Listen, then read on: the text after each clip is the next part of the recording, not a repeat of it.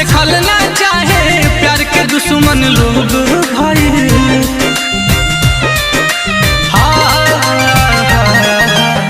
डेगे डेगे काट बोआइल नामुमकिन बा पाव धइल। अपन खास देखल ना चाहे प्यार के दुश्मन लोग भाई। प्यार के फूल सूखल नफरत वाला घाम से बदनाम भइनी रानी तोहरे नाम से। बर्बाद करके जिलू आराम से बदनाम भइनी रानी तोहरे नाम से।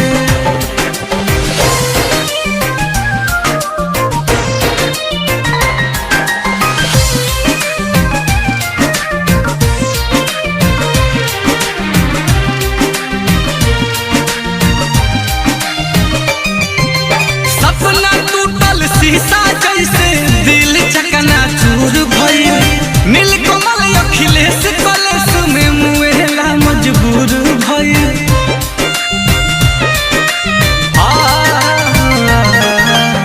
सपना टूटल शीशा जैसे दिल चकना चूर भइल।